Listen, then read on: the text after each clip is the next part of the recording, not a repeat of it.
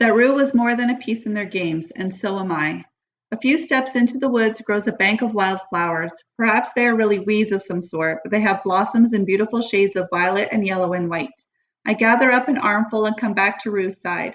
Slowly, one stem at a time, I decorate her body in the flowers, covering the ugly wound, wreathing her face, weaving her hair with bright colors. They'll have to show it, or even if they choose to turn the cameras elsewhere at this moment, they'll have to bring them back when they collect the bodies, and everyone will see her then and know I did it. I step back and take a last look at Rue. She could really be asleep in that meadow after all. Bye, Rue, I whisper. I press the 3 middle fingers of my left hand against my lips and hold them out in her direction. Then I walk away without looking back. The birds fall silent. Somewhere, a mockingjay gives the warning whistle that precedes the hovercraft. I don't know how it knows. It must hear things that humans can't. I pause, my eyes focused on what's ahead, not what's happening behind me. It doesn't take long. Then the general bird song begins again, and I know she's gone. Another mockingjay, a young one by the look of it, lands on a branch before me and bursts out Rue's melody. My song, the hovercraft, were too unfamiliar for this novice to pick up, but it has mastered her handful of notes, the ones that mean she's safe. Good and safe, I say as I pass under its branch. We don't have to worry about her now. Good and safe. I have no idea where to go. The brief sense of home I had that one night with Rue has vanished. My feet wander this way and that until sunset. I'm not afraid, not even watchful, which makes me an easy target, except I'd kill anyone I met on sight.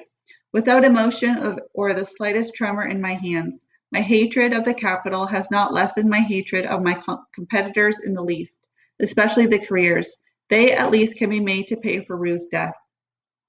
No one materializes though. There aren't many of us left, and it's a big arena. Soon they'll be pulling out some other device to force us together.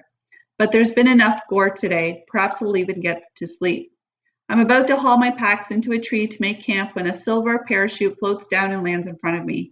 A gift from a sponsor. But why now? I've been in fairly good shape with supplies. Maybe Hamish's noticed my despondency and is trying to cheer me up a bit. Or could it be something to help my ear? I open the parachute and find a small loaf of bread. It's not the fine white Capitol stuff. It's made of dark ration grain and shaped in a crescent, sprinkled with seeds. I flash back to PETA's lesson on the various districts' breads in the training center. This bread came from District 11. I cautiously lift the still warm loaf. What must it have cost the people of District 11 who can't even feed themselves? How many would have had to do without to scrape up a coin to put in the collection for this one loaf?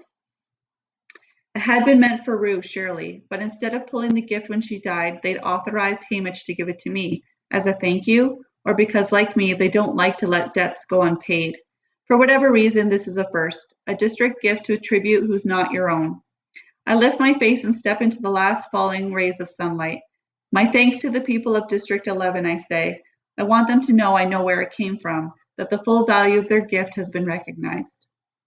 I climb dangerously high into a tree, not for safety, but to get as far away from today as I can. My sleeping bag is rolled neatly in Rue's pack. Tomorrow I'll sort through the supplies. Tomorrow I'll make a new plan. But tonight, all I can do is strap myself in and take tiny bites of the bread. It's good. It tastes of home. Soon the seals in the sky, the anthem plays in my right ear. I see the boy from District 1, Rue. That's all for tonight. 6 of us left, I think. Only 6.